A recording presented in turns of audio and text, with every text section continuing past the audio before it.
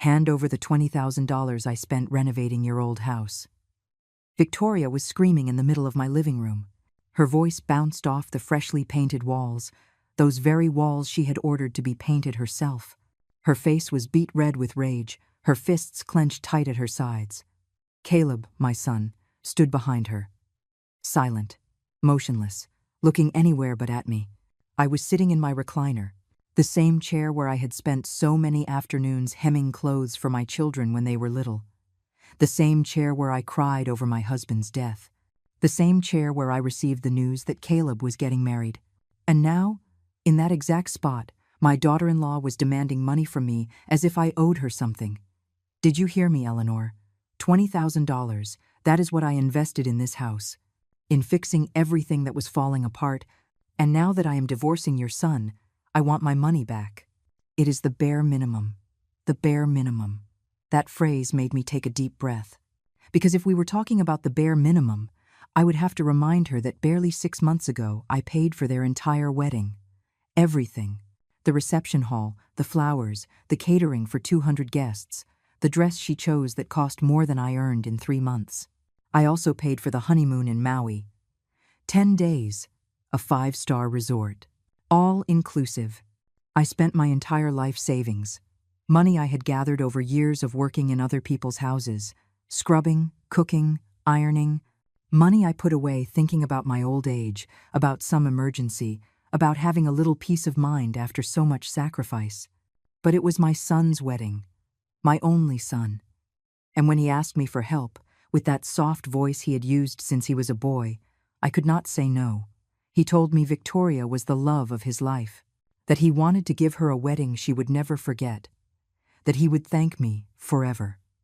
Forever lasted 6 months. Now she was standing in front of me, demanding $20,000 because she had renovated my own house. A house my husband and I bought 30 years ago. A small, old house, yes, but mine. Victoria had said she could not live in a place like this. That the walls had water damage. That the kitchen was outdated. That the bathroom looked like it was from another era. Caleb begged me to let her fix everything. He said they would pay for it, that I should not worry. And now she was here, collecting the bill. Eleanor, do not play deaf. I am talking to you. Victoria took a step toward me. Her expensive perfume filled the space between us. $20,000. Today. Right now. I looked at Caleb. I waited for him to say something. To defend me.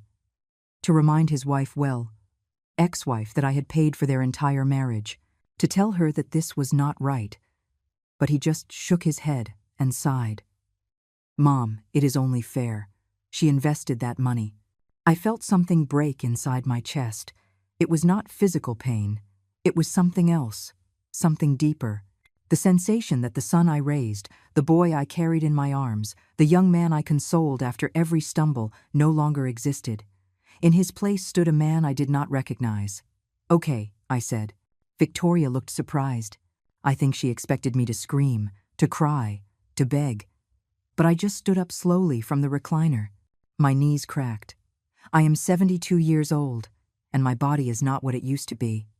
I walked to my bedroom, toward the small closet where I keep my important things. There, in an old shoebox, I had what was left of my savings. After paying for the wedding and the honeymoon, I had managed to scrape together a little more, bit by bit, saving from here and there, thinking that maybe one day I might need it for medication, for an emergency. I counted the money.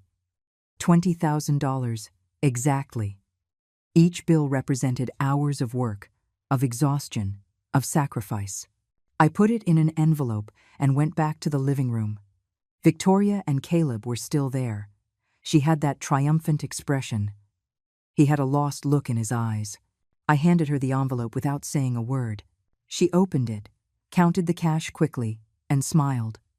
It was the right thing to do, Eleanor. I hope you understand. I did not answer. I just watched them leave my house. I heard the sound of the car starting up, and I was left alone, in the silence of these renovated walls that now seemed foreign to me. I sat back down in my recliner. My hands were shaking. Not from fear, not from sadness, It was something else, something I had not felt in a long time. Rage, but a cold rage, silent, the kind that does not explode, the kind that waits. That night I did not sleep. I stayed awake thinking about everything that had happened, about how I got here, about how a 72-year-old woman who worked her whole life, who raised her son alone after becoming a widow, ended up being treated like she was worth nothing. I thought about my husband, about how he used to tell me, "Eleanor, you are stronger than you think," and perhaps he was right, because something inside me changed that night. Something that had been asleep for years woke up. It was not revenge, not exactly. It was justice, the justice that no one else was going to give me. The next day, Victoria would arrive at her job. She had an important position at a real estate firm. She always bragged about it, about her office, her salary, her status. But what she did not know is that I had worked too, and that in those years of cleaning houses, of cooking for other families, of ironing other people's clothes, I met a lot of people who owed me favors, people who never forgot what I did for them. And one of those people worked exactly where Victoria worked. That night I sat in the darkness of my living room. I did not turn on the lights, I did not turn on the television. I just sat there, in the silence, letting the memories come one after another like waves I could not stop. I remembered the day Caleb was born. It was a difficult delivery. I was in labor for 18 hours. My husband James waited outside that whole time, pacing from one side of the hospital hallway to the other. When he finally heard our son's cry, he came in with his eyes full of tears. "He is perfect, Eleanor," he told me. "He is perfect." And he was. Or at least I believed he was. Caleb was a calm baby. He did not cry much. He slept well. But he was attached to me in a way that sometimes scared me. He did not want anyone else to hold him, only me. When James tried to take him in his arms, Caleb would start to cry until I took him back. "You will see," my husband would tell me, laughing. "When he grows up, he is going to be a mama's boy." He was right. Caleb grew up being my shadow. He followed me everywhere. When I cooked, he was there, standing on a chair, watching everything I did. When I cleaned, he wanted to help with his little toy broom. When I went out to shop, he grabbed my hand and would not let go for anything in the world. James worked in a factory, long shifts, sometimes doubles. He wanted to give us a good life, and he managed it. We were not rich, but we had enough. We had this house. We had food on the table. We had clean clothes. We had love, until we stopped having it all. Caleb was 11 years old when James died. It was an accident at the factory, a machine that malfunctioned, an error that cost him his life. They called me at noon. I remember I was making lunch, macaroni and cheese. Caleb loved mac and cheese. The phone rang and a voice on the other end told me words I did not want to understand. "We are very sorry, Mrs. Collins. There was an accident. Your husband did not survive." Did not survive, as if he had been in a war, as if he had had a chance to fight, but he did not have it. James died instantly. That was the only good thing, they told me later. That he did not suffer, but we did suffer. Caleb changed after his father's death. He became quieter, more serious. He no longer played like before. He no longer smiled with the same ease. He locked himself in his room for hours. I tried to talk to him, but he only told me he was fine, that I should not worry. But I worried. He was my son, my only son, and he had just lost his father. The pension they gave me for James's death was not enough. It barely covered the basics. So I started working. First in one house, cleaning twice a week, then in another, and in one more. Soon I was working in 4 different houses. Mondays and Thursdays at Mrs. Miller's house, Tuesdays and Fridays at the Sanders house, Wednesdays at Mr. Thompson's house, Saturdays at the O'Malley family's house. I scrubbed floors. I cleaned bathrooms. I ironed mountains of clothes. I cooked when they asked me to. I arrived home so tired that I could barely keep my eyes open. But I did it. For Caleb. So he could keep studying. So he would have clean clothes. So he would have food on his plate. Caleb finished high school. Not with the best grades, but he finished. I wanted him to go to college. I had saved a little money for that, but he told me he did not want to study anymore, that he wanted to work, that he wanted to help me, and he did. He got a job at an electronics store.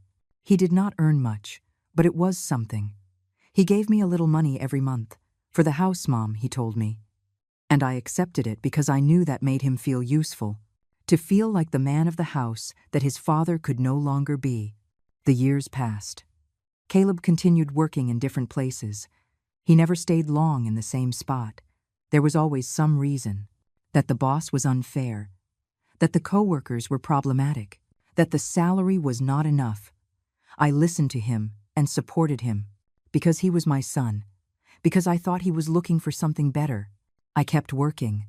My knees started to hurt. My back, too. The doctors told me it was normal at my age. That I had worked too much. That I needed to rest more. But I could not rest. I needed the money.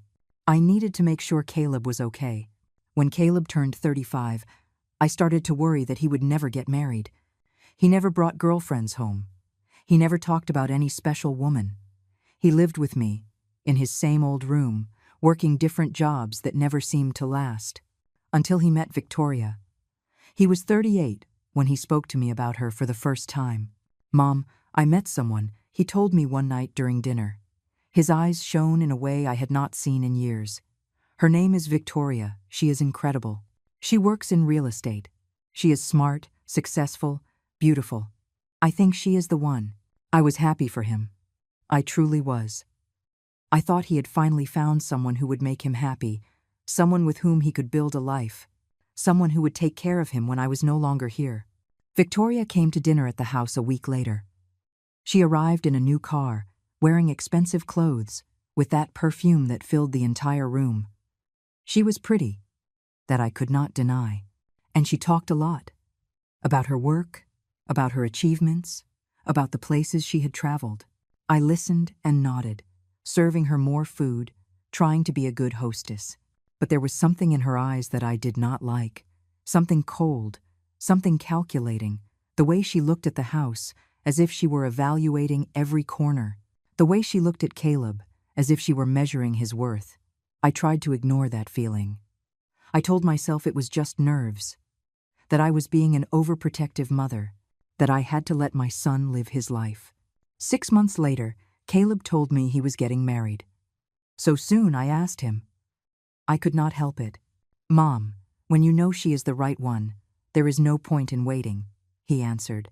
And there was so much conviction in his voice that I did not want to argue. And where are you going to live? I asked. He stayed silent for a moment. Then he looked at me with those eyes I knew so well. The same eyes he used to ask me for things when he was a boy. Well, Victoria thought we could live here, with you, at least for a while, until we save up for our own place. My heart sank a little, not because I did not want them to stay, but because I knew what would come next. I knew Victoria would not want to live in this old house. I knew she would ask for changes, and I was right. But there is a problem, Mom, Caleb continued. The house needs renovations. Victoria says she cannot live here like this.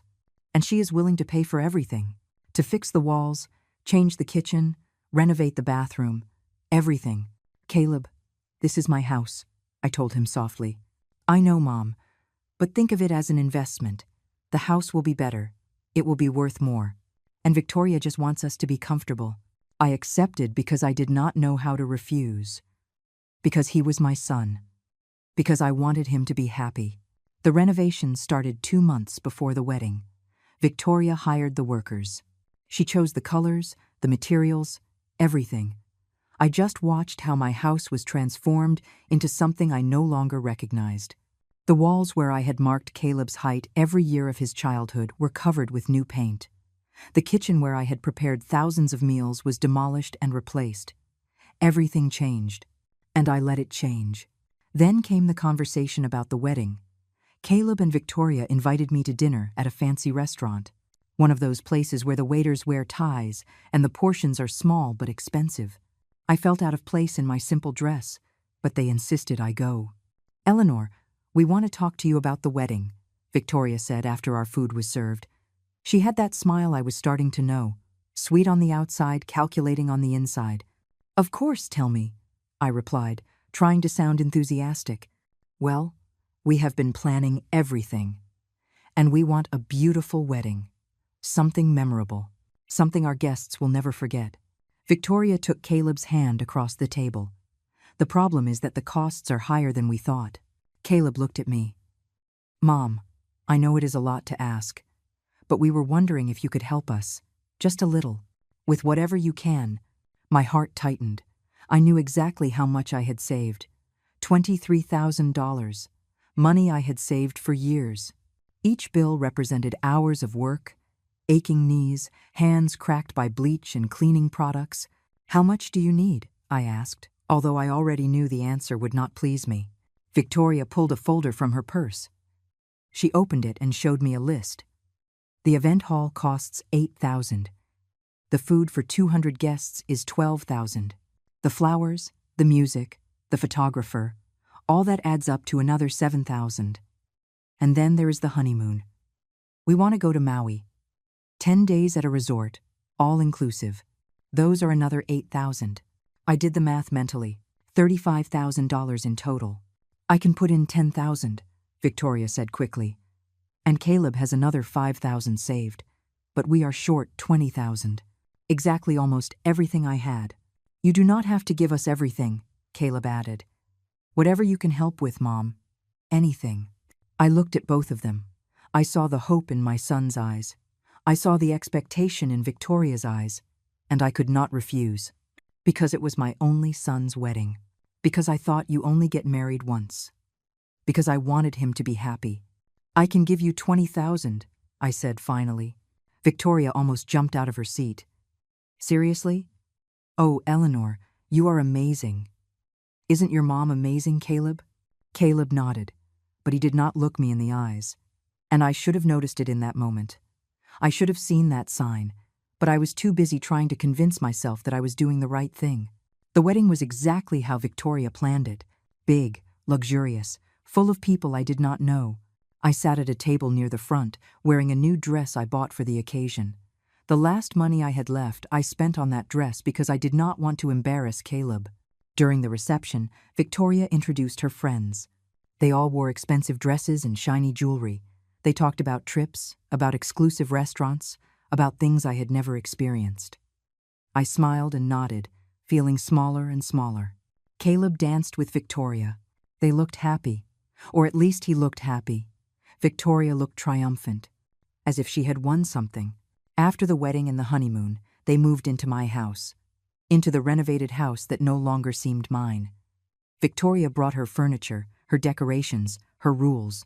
Eleanor, I hope you do not mind, but I put some of my things in the living room. It is just that the style you had was a bit outdated. I did not say anything. I just nodded and retreated to my room, the only space that still felt like mine. The first 2 months were strange. Victoria worked all day and arrived late.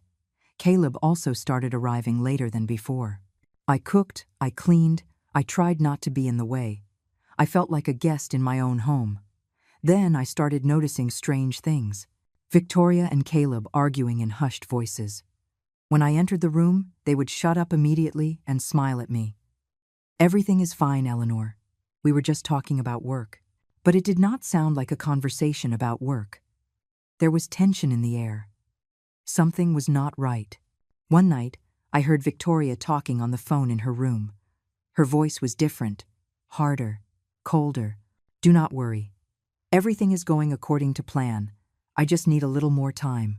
I moved away quickly before she caught me listening, but those words stayed with me. What plan? Plan for what? The next day, Victoria was especially nice to me. She made me coffee. She asked me how I had slept. She told me the house looked beautiful and that it was thanks to me keeping it so clean. I was suspicious. That sudden kindness did not seem genuine. A week later, Caleb asked to speak to me alone. We sat in the living room. He looked nervous. He toyed with his hands like he used to do when he was a boy and had broken something. Mom, I need to tell you something, he began. Victoria and we have been talking. And I think maybe we got married too quickly. I am not sure this is going to work. I froze. What are you saying, Caleb? I think I am going to file for divorce. The word fell between us like a heavy stone. Divorce. After 6 months. After I spent all my savings on their perfect wedding. But why? What happened? I asked. Although a part of me already knew something had been wrong from the beginning. We just aren't compatible. She wants things I cannot give her. And I am not happy, Mom. I wanted to console him. I wanted to tell him everything would be okay. But there was something in his tone that did not convince me. Something rehearsed. As if he were repeating words someone else had told him. Is this what you want? Or is it what she wants? I asked directly. Caleb did not answer. He just lowered his gaze. The next day, Victoria arrived with 2 friends. The 3 of them walked into the house as if they owned the place. I was in the kitchen making tea when I heard them talking in the living room. I cannot believe you lived here with that horrible decor, one of them was saying. I know, Victoria replied. But I already did the renovations it needed. Now the house is worth much more. $20,000 I invested, every penny documented. And what are you going to do now? The other friend asked. Victoria laughed, a laugh that froze my blood. I am going to recover my investment. It is the bare minimum I deserve after this failed marriage. I stood motionless behind the kitchen door, listening, slowly understanding what was happening. Do you think she has the money? One of the friends asked. Of course she has it. Caleb told me his mom has always been a saver. She has to have something put away. And if not, let her sell something. It is not my problem. The 3 of them laughed. I felt the floor moving under my feet. Everything was starting to make sense. The rush to get married. The renovations I never asked for. The expensive wedding they insisted on having. It had all been planned. I walked out of the kitchen making noise so they would know I was there. The 3 of them shut up immediately. Victoria smiled at me. Eleanor, I did not know you were here. Let me introduce you to my friends. I did not answer. I just looked at them. And in that moment, I knew I had to prepare for what was coming. That night, when everyone was sleeping, I took out all my important documents. The deed to the house. The receipts for everything I had paid. My bank statements. I put them in a safe place. Something told me I was going to need them. 2 days later, Caleb told me he and Victoria had decided to officially divorce, that everything would be quick and civilized, that there was no need for complicated lawyers. And a week after that, Victoria appeared in my living room screaming, demanding her $20,000. After Victoria and Caleb left with the money, I stayed alone in that living room. I no longer recognized as mine.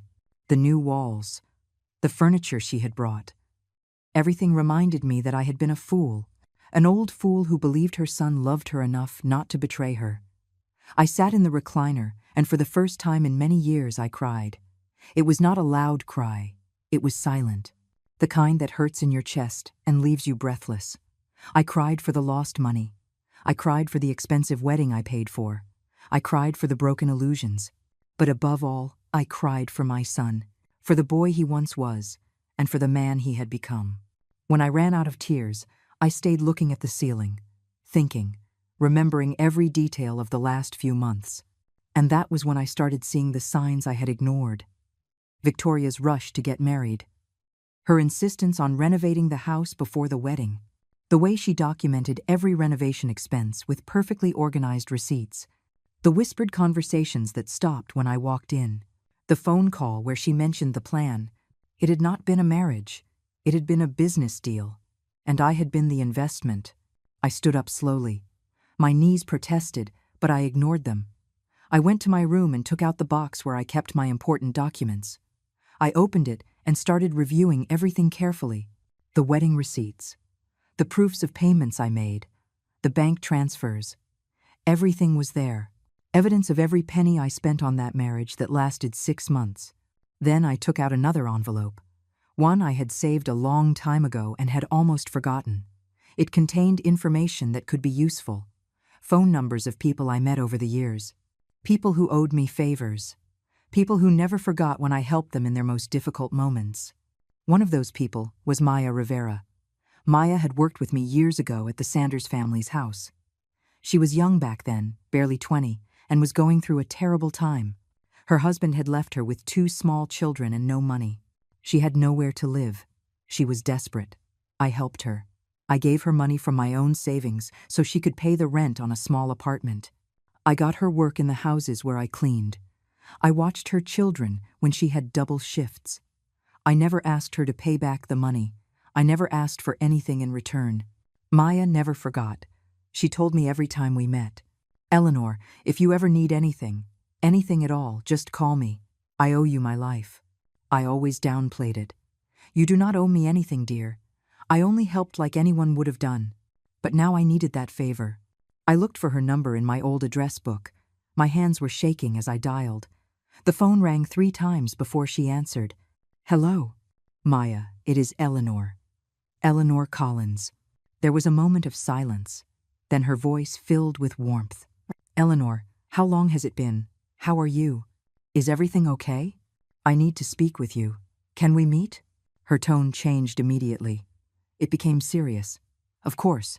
When and where? Tomorrow? At the coffee shop on the corner by my house? I will be there. At 10 in the morning."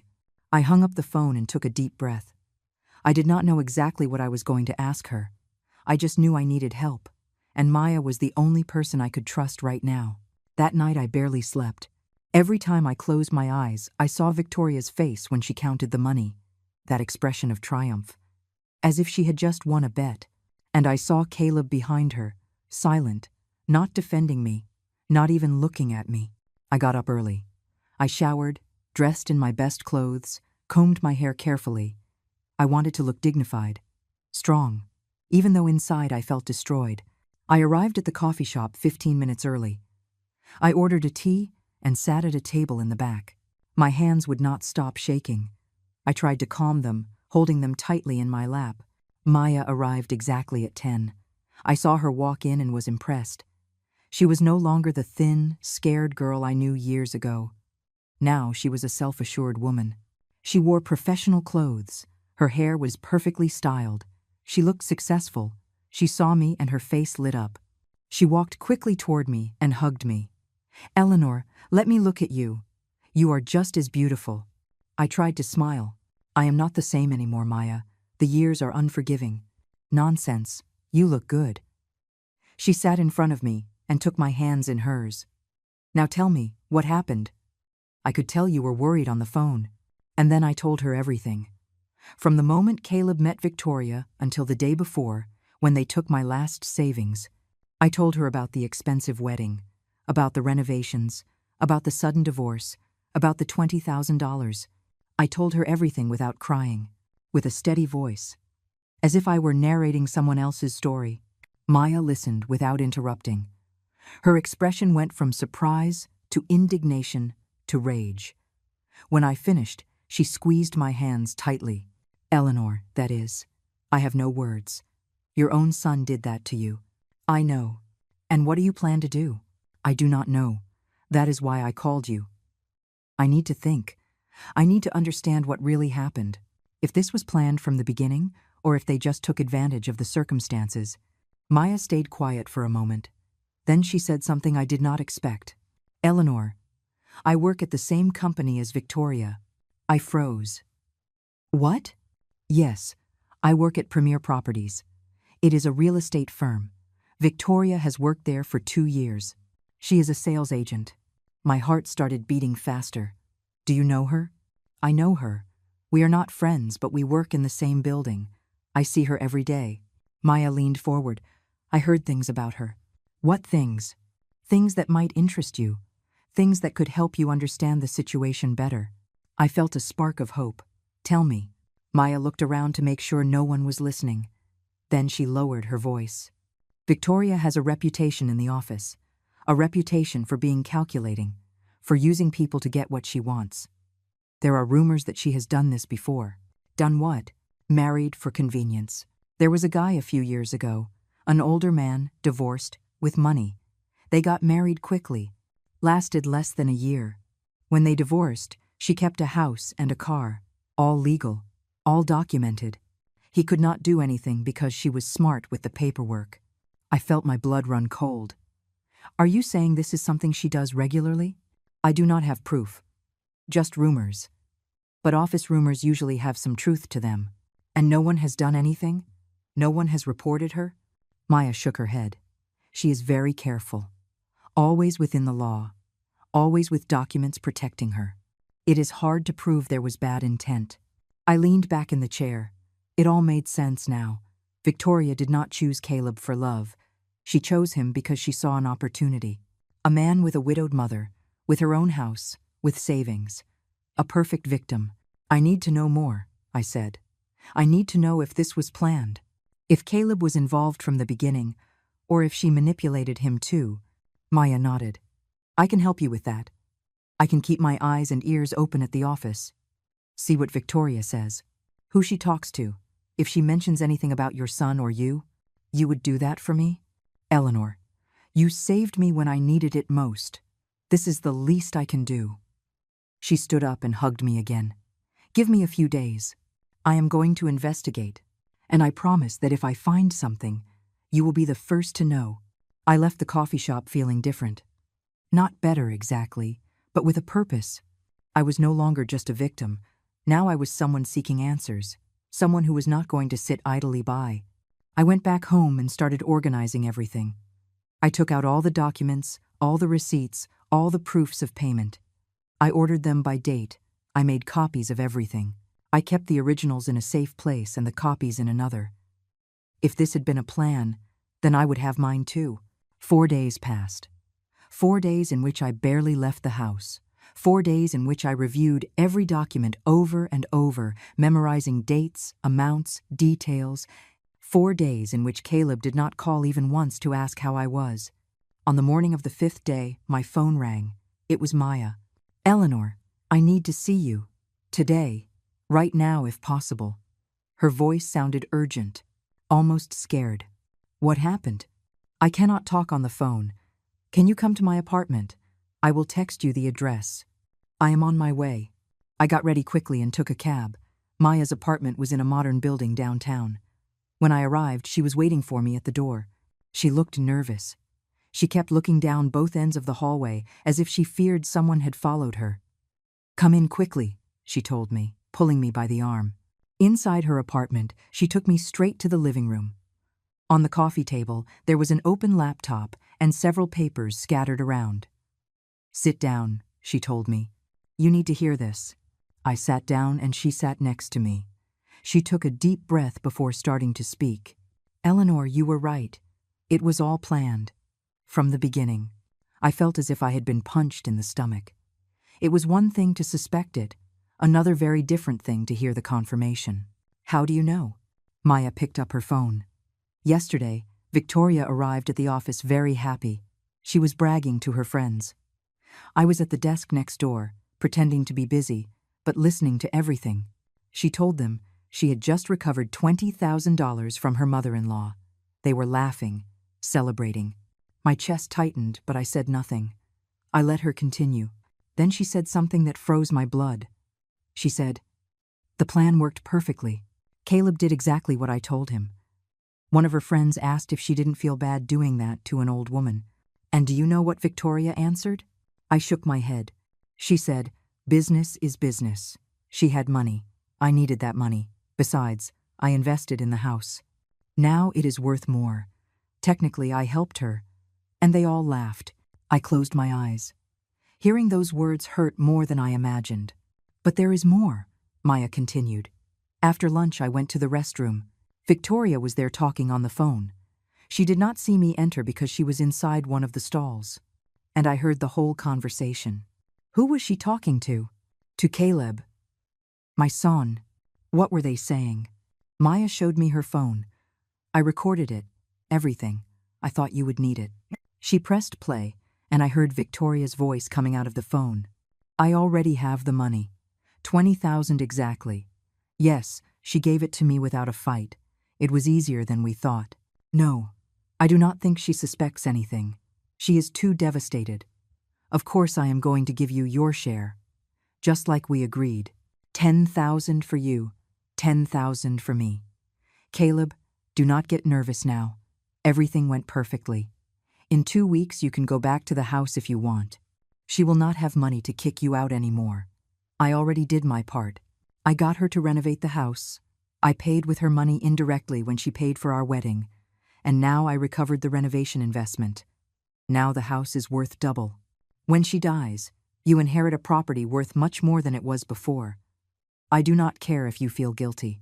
You were the one who sought me out with this plan, remember? You told me your mom had savings. You convinced me to do it. Good. We meet on Saturday to split the money. And remember, no contact until then.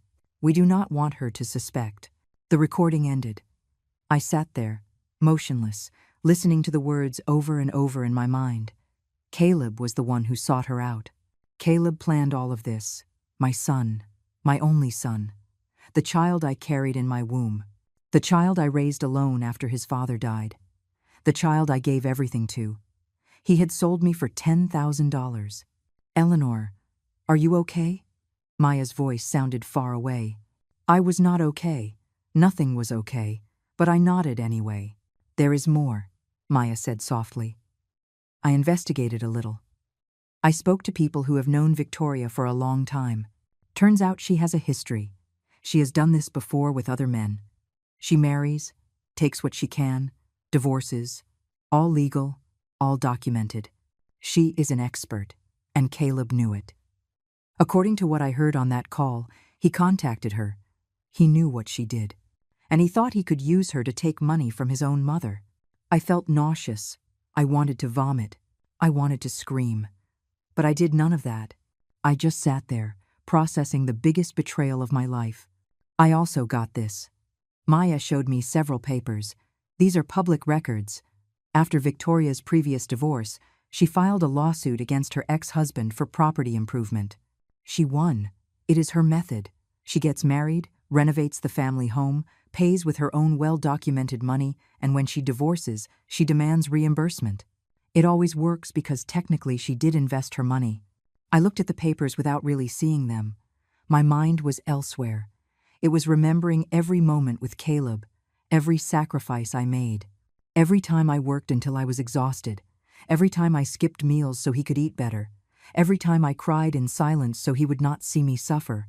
All for this. Eleanor, Maya touched my shoulder gently. I know this is terrible. I know it hurts. But now that we know the truth, we can do something.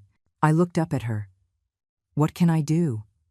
She has her documents, her receipts. Everything is legal, like you said. Legal does not mean moral. Legal does not mean just. And above all, there is something in that recording that changes everything. What? Fraud. Conspiracy. Caleb and she planned this together. That is not just a normal divorce. That is a scheme to take money from you. With that recording, with the documents you have, with witnesses to her behavior, we could build a case. A legal case. Yes, you could sue them. Both of them. For fraud, for conspiracy, for elder financial abuse. There are laws that protect you. Eleanor, I processed her words slowly. Sue my own son? Take him to court? The idea seemed impossible just days ago. But now, after hearing that recording, after knowing he planned everything from the start, something inside me changed. I know a lawyer, Maya continued. His name is David Ross. He is very good. He specializes in fraud and financial abuse cases. He could meet with you. Just to talk. To see what options you have. I looked at Maya. This woman I helped years ago was now here, helping me when I needed it most. It was ironic. My own son betrayed me, but a stranger held out her hand. Okay, I said finally. I want to speak to that lawyer. Maya smiled with relief. I will give you his number. And Eleanor, there is something else you should know. What? Victoria is going to be at the office all day tomorrow. She has an important presentation with some clients. If we do this, if you decide to proceed with legal action, tomorrow would be the perfect day for her to be served with the papers, in front of her bosses, in front of her clients, in front of everyone. For the first time in days, I felt something resembling satisfaction. It was not happiness, it was something colder, more calculated. Call the lawyer, I said. I want to see him today. Right now, if possible. Maya nodded and picked up her phone. She spoke quickly, explaining the situation in general terms. When she hung up, she looked at me. "He can see you in 2 hours." "At his office?" "I will be there." I left Maya's apartment with the recording on my phone, with copies of all the documents she had obtained, and with a new determination. I was no longer the old fool who let herself be tricked. Now I was someone who was going to fight. During the cab ride to the lawyer's office, I listened to the recording one more time. Each word from Caleb was a blow, but I was not crying anymore. The pain was transforming into something different, into strength, into clarity, into justice. When I arrived at David Ross's office, a kind secretary greeted me. She offered me coffee. She asked me to wait a few minutes. I sat in the waiting room with my bag full of documents, preparing to tell my story once more. David Ross was a man of about 50. He had gray hair at his temples and a serious but kind look. He ushered me into his office and offered me a seat across from his desk. "Mrs. Collins, Maya explained a bit of your situation. But I need you to tell me everything from the beginning, with all the details you can remember." And that is what I did. I told him the whole story, from when Caleb met Victoria until the day they took the $20,000. I showed him all the documents, the wedding receipts, the proofs of payment for the honeymoon, the bank transfers, everything. Then I showed him the recording. David listened to it completely without interrupting. When it finished, he leaned back in his chair and exhaled slowly.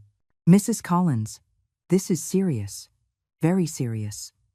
What your son and your ex-daughter-in-law did is not just morally reprehensible. It is illegal. What can I do?" "Several things. First, this constitutes fraud. There was deliberate deception for the purpose of financial gain. Second, there is conspiracy. Your son and Victoria planned this together. And third, there is financial abuse of an elder. You are 72 years old. There are specific laws that protect you." I felt something inside me ease. I was not crazy. It had not been my imagination. What they did to me was a crime. "Can I sue them?" "You can, and you should. With this evidence, we have a solid case. The recording is key. It proves premeditation, that this was planned. It was not a normal divorce followed by a legitimate request for reimbursement. It was a criminal scheme. What will happen to them? If we win, and I believe we will, they will have to return all the money. The $20,000 for the renovations. The $20,000 you paid for the wedding and the honeymoon. Everything. Additionally, they could face criminal charges. Fraud is a serious crime. They could go to prison. The word prison echoed in my mind. My son in prison. Part of me twisted in pain at that image. But another part, the part that had heard that recording, knew it was fair. How long will all this take?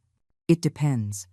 We could resolve it in a few months if they accept a settlement, or it could take more than a year if we go to trial. But, Mrs. Collins, I need you to be sure. Once we start this, there is no turning back. Your son will know you sued him.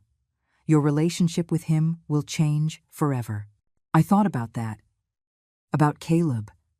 About the boy he was. About the man he became. About the betrayal. About the words he said in that recording. My relationship with him already changed forever, I said finally. He sold me for $10,000. There is no turning back from that. David nodded. Then we will start immediately. I need you to sign some documents. I am going to prepare the lawsuit today, and tomorrow, as Maya suggested, we will have Victoria served at her job. And Caleb. We will serve him at the same time. Do you know where he is currently living? He still has some things at my house, but I think he is staying with a friend. We will find his address. Do not worry. We will find them. I spent the next hour signing papers. Authorizations, declarations, everything the lawyer needed to proceed. When we finished, David walked me to the door. "Mrs. Collins, one last thing. Prepare your house. It is possible your son will try to go get his things after being served. It is possible he will be furious. Have someone with you. Do not be alone." I nodded. "I will." I left that office feeling different. I was no longer a victim. Now I was someone taking action, someone demanding justice. I called Maya from the cab. "I already spoke with the lawyer. We are proceeding." Are you sure, Eleanor? Completely sure. Then I support you. I need you to be with me tomorrow. Yes, please. I do not want to be alone when Caleb finds out. I will be there. Early. That night, at my house, I prepared everything. I put all my important documents in a safety deposit box at the bank. I made copies of everything and left them with Maya. I changed the locks on the house. I hired a locksmith who came that same night and replaced all the locks. Caleb would no longer have access to my house without my permission. I also wrote a letter. Not to Caleb. I was not ready for that yet. I wrote a letter to myself, words I needed to remember in the difficult days to come. Eleanor, you are worth more than the money they took from you. You are worth more than the betrayal you suffered. You are strong. You survived your husband's death. You raised a son alone. You worked for decades without complaining. This situation does not define you. Your response to it does. Do not give up. Fight for what is yours. Fight for your dignity. I folded the letter and put it in my nightstand drawer. Then I went to bed, although I knew I would not sleep much. I was right. I spent most of the night awake, staring at the ceiling, imagining what would happen the next day. How would Victoria react when they handed her the papers? How would Caleb react?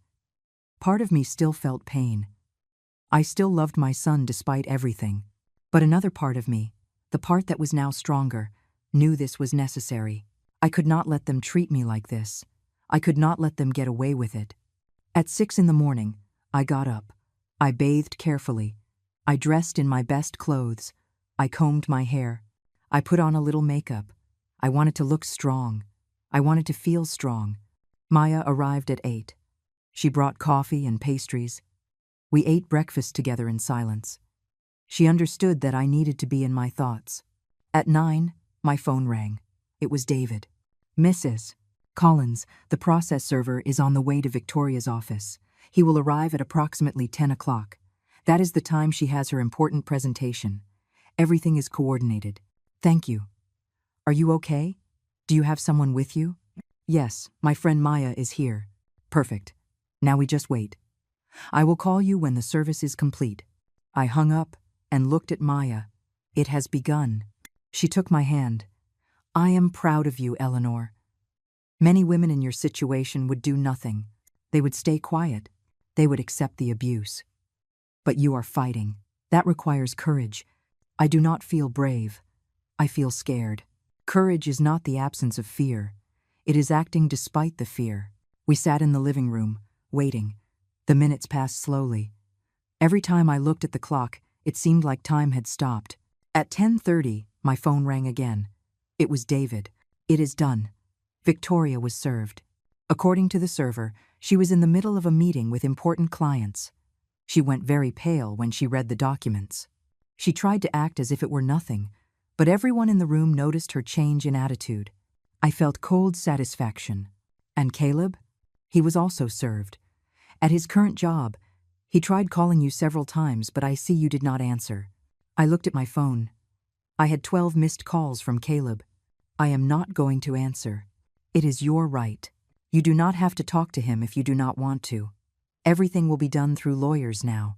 Thank you, David. I hung up and looked at Maya. They know. Both of them. How do you feel? I thought about that question. How did I feel? Not happy exactly, but relieved, as if for the first time in months I could breathe. I feel free, I said finally. The calls did not stop.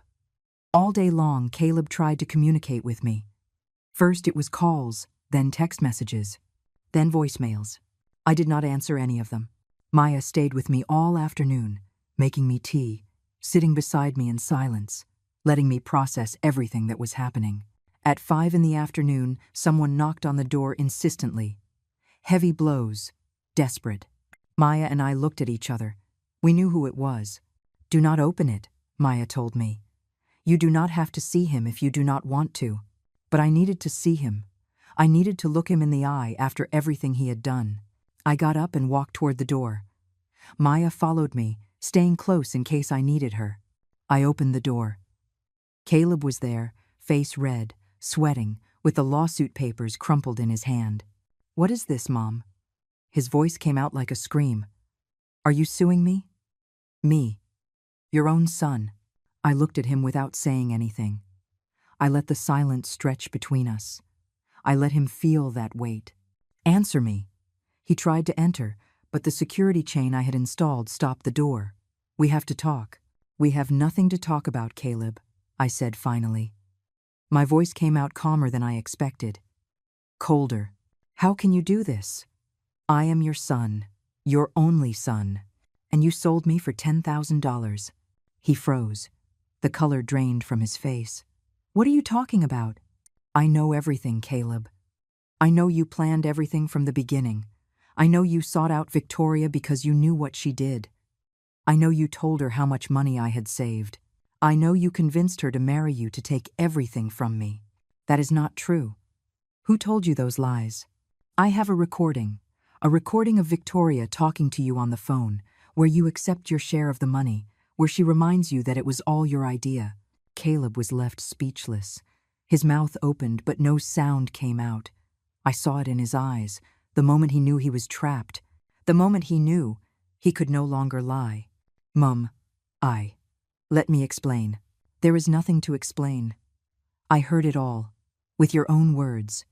You planned to get married to rob me. You used the money I paid for your wedding to renovate my house, knowing Victoria would claim it later. And when you divorced, you took every last cent I had left, all while you pretended to be the victim of a failed marriage. I didn't want to. Things got out of control. You didn't want to what? Didn't want to betray your mother? Didn't want to steal from the woman who raised you alone? From the woman who worked until she destroyed her body so you would have food on the table? My voice remained calm, but every word came out with force. Tell me, Caleb, at what moment exactly did things get out of control? When you asked me to pay for your wedding? When you let Victoria renovate my house? Or when you counted my money and decided how much was yours? I was desperate. I had debts. I didn't know what else to do. You could have asked me for help, as a mother, as family, but you didn't. You chose to steal from me. You chose to deceive me. Caleb ran his hands through his hair. He was shaking. Withdraw the lawsuit, please. Mom, if this goes to court, I am going to lose my job. I could go to jail. My life will be ruined. Your life. I repeated those words slowly. And what about my life, Caleb? Did you care about my life when you took everything from me? I will pay you back the money. Everything. I promise. Just give me time. You had time. You had your whole life to be a good son. And you chose this. You cannot do this to me. I am your son. And I was your mother. That didn't stop you.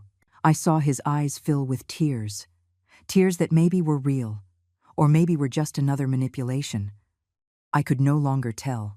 I no longer trusted anything that came from him. Go, Caleb. My lawyer will communicate with yours. Everything will be done legally, as it should be. Mom, go. I closed the door. I heard him pounding on the other side. I heard him screaming my name. I heard him crying. But I did not open it again. I stood there, on the other side of that door, with Maya by my side, waiting for him to leave. Eventually, the knocking ceased. The screaming stopped. I heard his footsteps walking away down the hall. I heard the elevator noise, and then just silence. I collapsed into the recliner. I did not cry. I had no tears left. I just felt empty, as if something inside me had died. Maya sat next to me and hugged me. She said nothing. She was just there, and that was enough. That night I received a text message from Caleb. It was long, full of apologies, full of explanations. It said he was sorry, that he had made a terrible mistake, that he loved me, that I was the most important thing in his life. I did not reply. The next day I received another message. This one was from Victoria. It was completely different from Caleb's. There were no apologies, only threats. Eleanor, withdraw that ridiculous lawsuit. I legally invested in your house. I have all the documents that prove it. If you insist on this, you are going to regret it. I know lawyers much better than yours. I am going to leave you with nothing. I showed the message to David. He laughed. Excellent. You just gave me more evidence.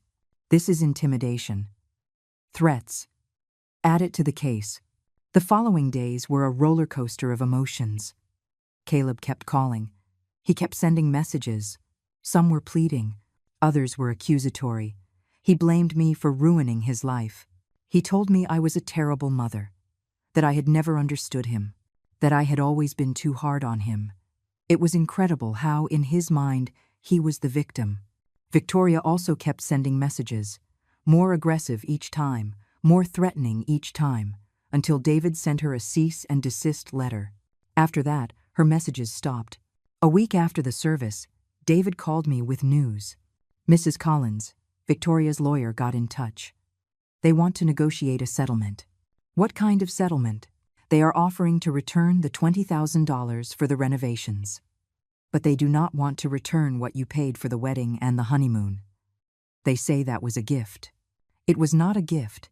It was part of the plan. She says it in the recording. I know. That is why we are going to reject the offer. We are going to ask for everything, $40,000. Plus dommages, plus legal fees. Do you think they will accept? If they do not accept, we go to trial. And with the evidence we have, they will lose. They know it. Their lawyers know it. It is just a matter of time. 2 weeks later, there was another offer. This time they offered $30,000. They were getting closer. What do you want to do? David asked me. I thought about it. $30,000 was more than I had lost. But it was not enough. It was not just about the money. It was about justice. It was about them acknowledging what they did. I want the $40,000. I want a public admission of guilt. I want Caleb and Victoria to sign a document where they accept they conspired to defraud me. And I want that document to be public. David smiled. That is going to hurt them more than the money. I know. I will communicate your terms. The response came 3 days later. They rejected the offer. They said they would never admit guilt publicly, that they would rather go to trial. Perfect, I told David. Let's go to trial. But something was about to happen that none of us anticipated. Something that would change everything. Maya called me one afternoon, her voice full of urgency. Eleanor, turn on the news. Channel 5. Now, I turned on the TV and found the channel. And there, on the screen, was Victoria. But not in a normal interview. She was being escorted out of her office by police officers. The news anchor was speaking. In other news, a local real estate agent was arrested today on multiple fraud charges. Victoria Fajardo faces accusations from at least 5 different victims who allege she utilized fake marriage schemes to defraud them financially. I froze, staring at the screen. Other victims. It had not been just me. It had not been just the man Maya told me about. There were more. Many more. My phone rang. It was David. Are you watching the news? Yes. This changes everything. The state attorney's office took the case. They are investigating Victoria for systematic fraud. And Eleanor, your recording, your evidence, was key for them to obtain an arrest warrant. The other victims did not have such solid proof. But you did. And Caleb. He is also being investigated. As an accomplice, I hung up the phone and sat down. Everything was coming to light. The truth was being exposed. And although it hurt that my son was involved, I knew this was necessary. Not just for me, but for all the people Victoria had hurt.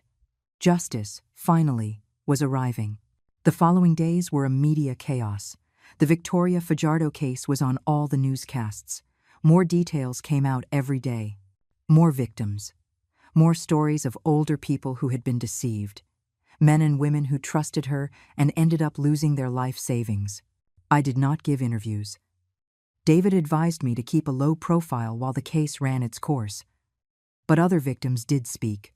I saw a 70-year-old man crying on television, telling how Victoria married him, renovated his house, and then left him with nothing. I saw an older woman whose daughter had fallen into the same scheme. Story after story, all the same, all tragic. And in all of them, Victoria appeared as a calculating predator who took advantage of the loneliness and trust of vulnerable people. 3 weeks after the arrest, David called me for a meeting. Eleanor, I have news. The prosecutor has a solid case. With your recording, with the testimonies of other victims, with the bank records they found, Victoria is going to face between 5 and 10 years in prison. And Caleb, David sighed. Your son is cooperating with the prosecutor. He is testifying against Victoria in exchange for a reduced sentence. He says she manipulated him, that he did not really know what they were doing. I felt a mix of emotions. Rage because he kept lying. Relief because maybe he would not go to prison for so long. Sadness because he was my son and I had lost him anyway. Do you believe him? Personally? No. The recording you have proves he was the one who initiated the plan. But the prosecutor is willing to accept his testimony because it makes the case against Victoria even stronger. What sentence will he get? Probably 2 years of probation. Community service. Full restitution of all the money he took from you. And he will have a criminal record. That will affect his life for a long time. I nodded slowly. 2 years of probation did not seem enough. But at least there would be consequences. At least he would not walk free as if nothing had happened. And there is more, David continued. The company where Victoria worked fired her.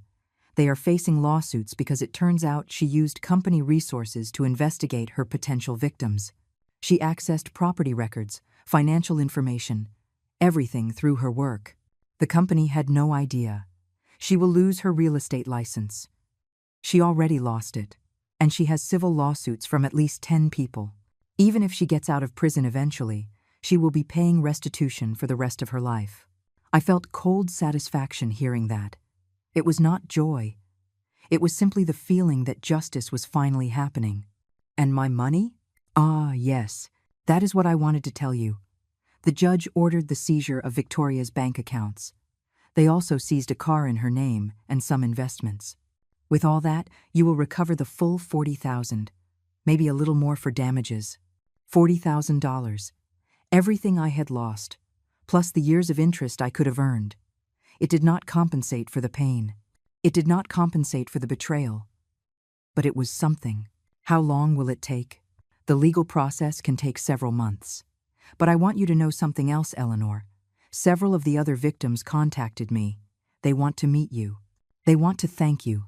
Your recording, your evidence, your courage in suing was what blew the lid off this whole case. Without you, Victoria would still be doing this. She would still be destroying lives. Those words hit me hard. I had not thought about that. I had not thought that my decision to fight would affect other people. I just wanted justice for myself. But unintentionally, I had helped many others. I do not know if I am ready to meet them, I said honestly. You do not have to. I just wanted you to know. You are a heroine to them. I did not feel like a heroine. I felt tired, empty, as if I had fought a war and won, but at a terrible cost. A week later, Caleb tried to see me again. This time he did not come to my house. He sent me a letter, a long letter, handwritten, that arrived by certified mail.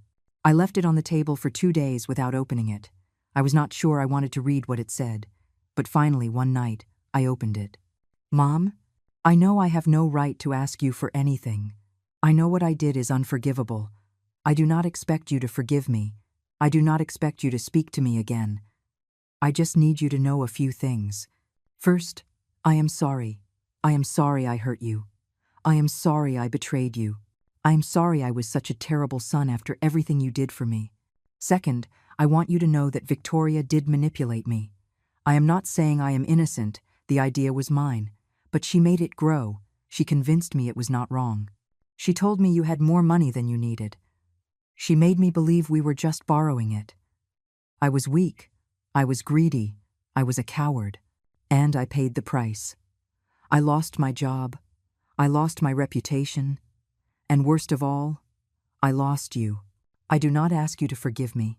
I only ask that you know I am remorseful, that if I could turn back time, I would change everything, that I love you, even though my actions showed otherwise.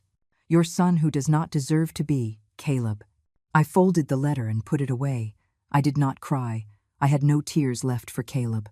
Maybe one day I could forgive him. But that day was not today. Maybe it would never come. Victoria's trial was quick. With all the evidence against her, her lawyer advised her to plead guilty in exchange for a lesser sentence. She accepted. 7 years in prison. Full restitution to all her victims. Probation for 5 additional years after getting out. I was present the day of the sentencing. Sitting in the back of the room, watching. Victoria walked in handcuffed, dressed in an orange prison uniform. She no longer looked like the confident, arrogant woman I knew. She looked small, scared, defeated. When the judge read the sentence, she did not react. She only lowered her head. Her lawyers tried to argue for a lesser sentence, but the judge was clear. Mrs. Fajardo, you systematically took advantage of elderly people, vulnerable people who trusted you. You destroyed their lives without remorse. This court does not tolerate that kind of conduct. I hope you use these years in prison to reflect on the harm you caused. They led her out of the room in handcuffs.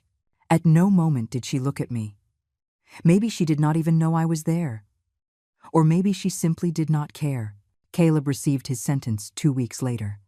As David had predicted, 2 years of probation, 500 hours of community service, and the order to pay full restitution. $40,000 that he would have to pay me in installments over the next few years. I did not go to that hearing either. I did not want to see him. David represented me and kept me informed. A month later, I received the first check, $20,000. Coming from Victoria's seized accounts, David told me the rest would arrive in the coming months as they liquidated her other assets. I looked at that check for a long time. It was just a piece of paper. But it represented justice. It represented that I had fought and I had won. I deposited it in my bank account. And then I sat down to think about what I would do now. I was 72 years old. I had my house. I had my money back. But I had lost my son. I had lost the illusion of a family. What was left for me? Maya came to visit me that afternoon. She brought wine and food. We sat in my living room, in that renovated living room that was already starting to feel mine again. "How do you feel?" she asked me. I do not know. Empty, relieved, sad, all at the same time. It is normal. You went through something terrible. But Eleanor, I want you to know something. You are one of the strongest women I know. Many people in your place would have given up. They would have stayed quiet. They would have accepted being victims. But you fought. And you did not just win for yourself. You helped many other people. I do not feel strong. Strength does not always feel like strength. Sometimes it feels like just moving forward when everything in you wants to give up, and that is exactly what you did. We drank our wine in silence. Then Maya said something that changed my perspective. Do you know what you should do now? You should travel, see the world, do all those things you always wanted to do but never could because you were working or taking care of Caleb. Now you have your money back. You have time. You have your life. Live it for yourself. I thought about her words. Travel. No new places. Do things for me and only for me. The idea scared me a little. But it also excited me. Maybe I will, I said finally. Not maybe. Do it. You deserve it. That night, after Maya left, I took out a notebook and started writing. Not a letter. Not a diary. It was a list. A list of all the things I wanted to do. Places I wanted to see, experiences I wanted to have.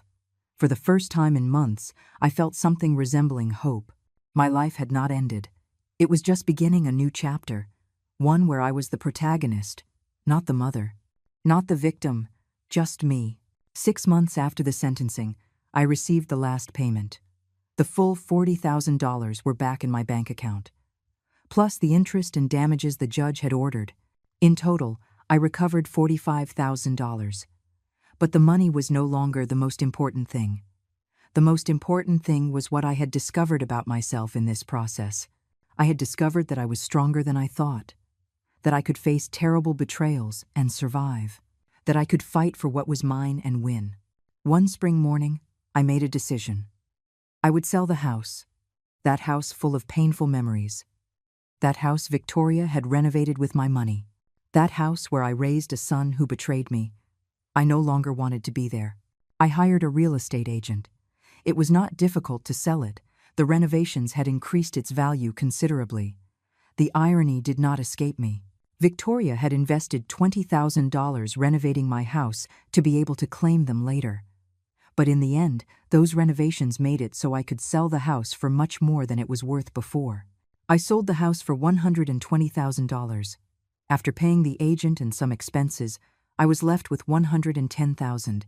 Added to the $45,000 I had recovered, I had $155,000.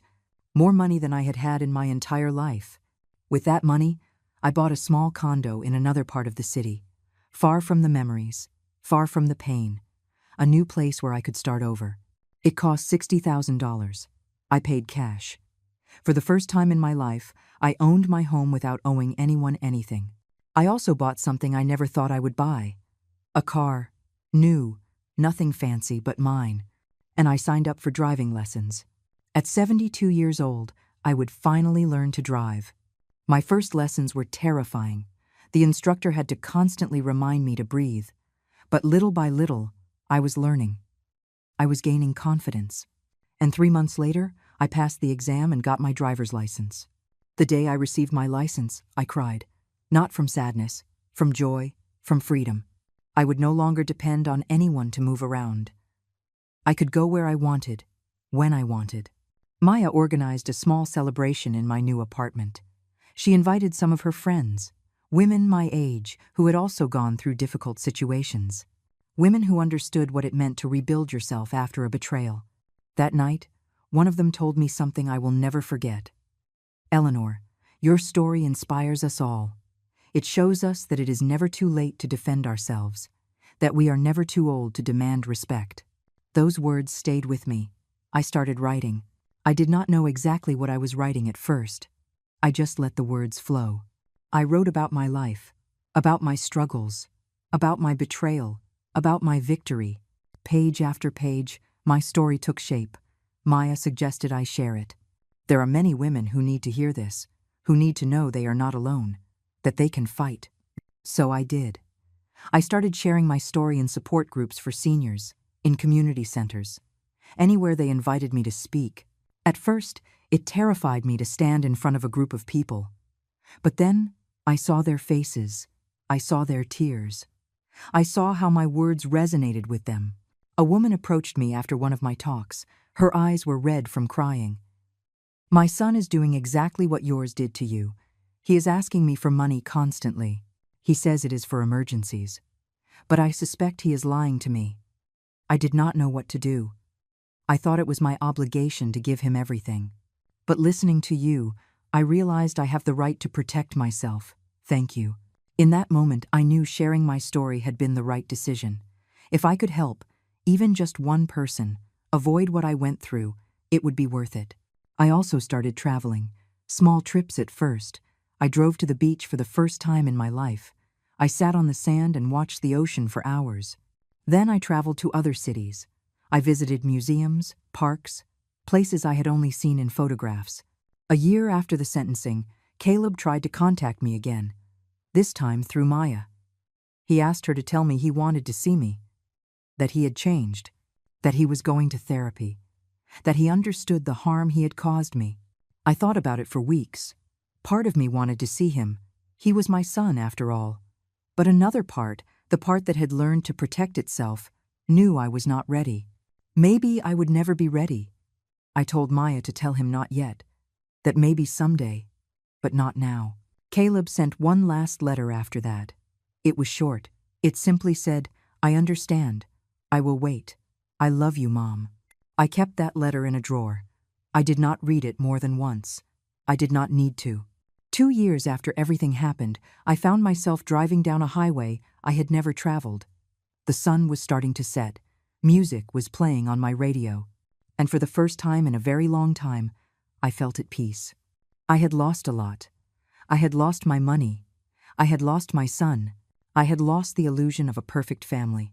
But I had gained something more valuable. I had gained myself. I had learned that I did not need anyone to validate my existence, that I could be alone without feeling lonely, that I could be happy, simply being me. I arrived at a scenic overlook and parked the car. I got out and walked to the edge. From there you could see the whole city. The lights were starting to turn on. The sky was dyed orange and pink. I thought about everything that had happened, about the pain, about the betrayal, about the fight, about the victory, and I realized something important. That terrible experience had destroyed me, but it had also rebuilt me. And the woman I was now was stronger than the one I had been before. I took out my phone and took a photo of the sunset. I posted it in the support group I now coordinated. I wrote underneath, "It is never too late to start over. We are never too old to defend ourselves. We are never so broken that we cannot rebuild ourselves." To all the women going through something similar, I want to tell you, you are stronger than you think. Fight for what is yours. Fight for your dignity. Fight for yourselves. I did it. And although the road was difficult, it was worth it. Because now, finally, I am free. Within minutes, comments started coming in. Women of all ages sharing their stories, thanking me for giving them strength, telling me I had inspired them. I put my phone away and took a deep breath. The fresh air filled my lungs. I looked at the horizon one last time before returning to my car. I was 74 years old. I had lived a life full of sacrifice, of pain, of betrayals, but also of strength, of justice, of rebirth. And the best of all is that I still had a lot left to live, many places to see, many experiences to have, many women to help. My story did not end with my son's betrayal. That was just a chapter. A painful chapter, yes, but not the end. The end is written by me. And it will be a happy ending, because I deserve it. I got in my car, started the engine, and drove toward my new life. A life where I was the protagonist. A life where no one would ever take advantage of me again. A life worth living. And as I drove back home, I smiled. A genuine smile. A smile of someone who finally found peace. If my story touched your heart, if you identified with my pain or my strength, leave me a comment. Tell me your story, because we all have one. And together, sharing our experiences, we become stronger. Never forget, you have worth. Your years of life give you wisdom, they do not make you vulnerable, and it is never, never too late to defend yourself. Thank you for joining me on this journey. Thank you for listening to my story. And if you know someone who needs to hear it, share it. Maybe it is exactly what they need, to find the strength to fight. Until the next story, love yourselves, value yourselves, and never let anyone take what is yours. With love, Eleanor.